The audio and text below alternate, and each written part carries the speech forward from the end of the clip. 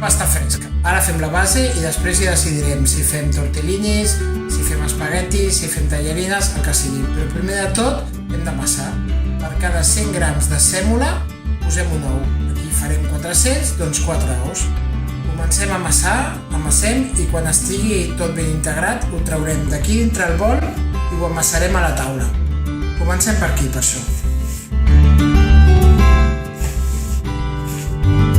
Si veieu que queda molt sec, hi podeu afegir una miqueta d'aigua, però molt miqueta. La sèmola i els ous de moment s'han convertit en això. Ara hem d'aconseguir que això es converteixi en una massa elàstica i fina. Per fer-ho l'hem de treballar durant uns 10 minuts, més o menys. Podeu fer un descans, no cal que siguin els 10 minuts seguits, i farem més o menys de la següent manera.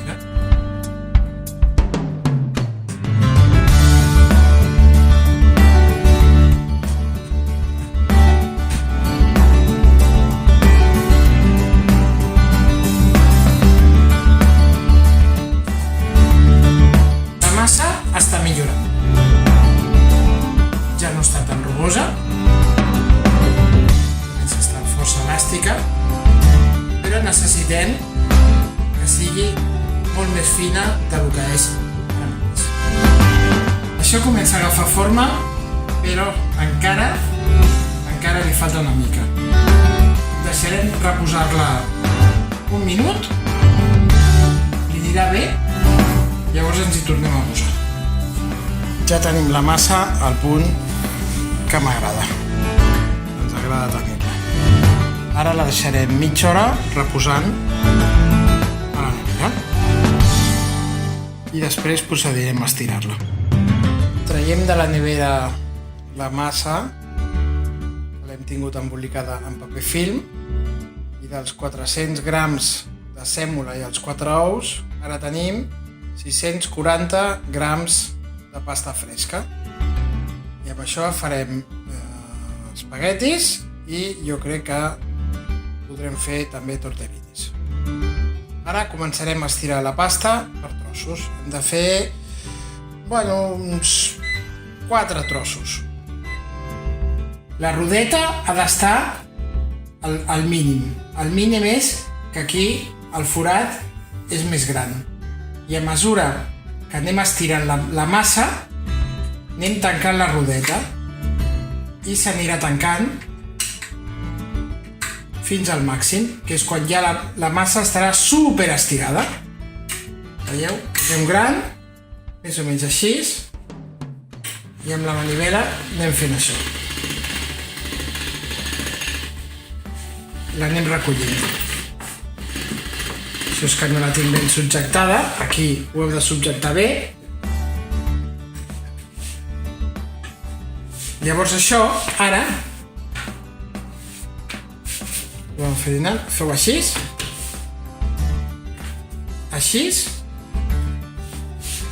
i tornem a fer-ho amb l'obertura més grossa.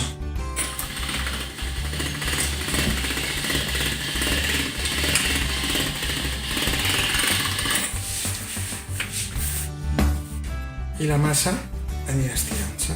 Això ho feu unes quantes vegades amb l'obertura més grossa.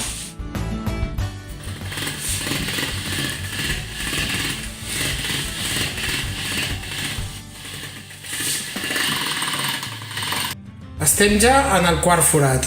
Ara podria ja seguir, però prefereixo donar-li una mica més de canxa al tema,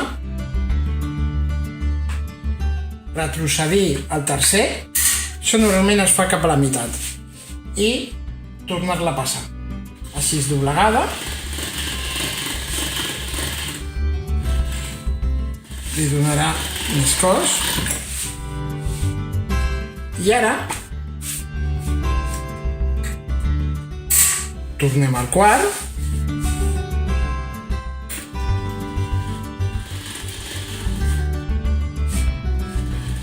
I ja l'anirem estirant. Heu d'anar amb compte que això no es desviï gaire.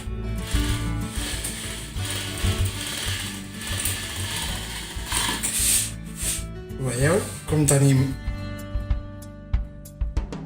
En aquest moment li posarem una mica més de sèmola per sobre i ho partirem per la meitat, perquè després, per tallar-ho, per passar-ho pel tros que ja dona forma als espaguetis o als tortellinis, ens anirà millor. Tallem més o menys per la meitat, reservem aquest i ara aquest l'estirarem ja en el 5è forat. Hi ha gent que es planta en el 5è, depèn de lo fina que vulgueu la massa.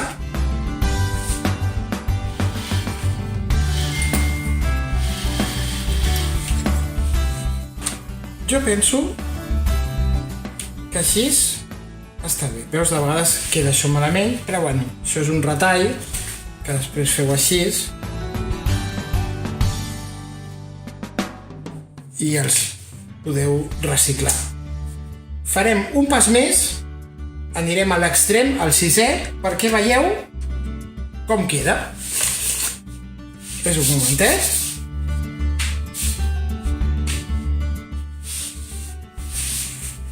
A vegades, si estires massa, pot ser que se t'arribi a trencar. Vull dir que ara juguem una mica amb foc i potser la propera no l'estirarem massa. Ho veieu que queda molt finet.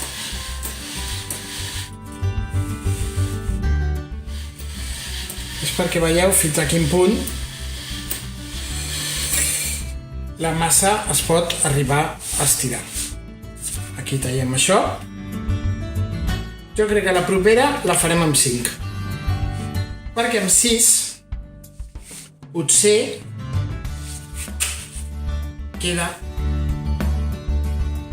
massa fina i es pot trencar. Però farem la prova de fer-ho amb els dos. I ara procedirem a tallar-ho.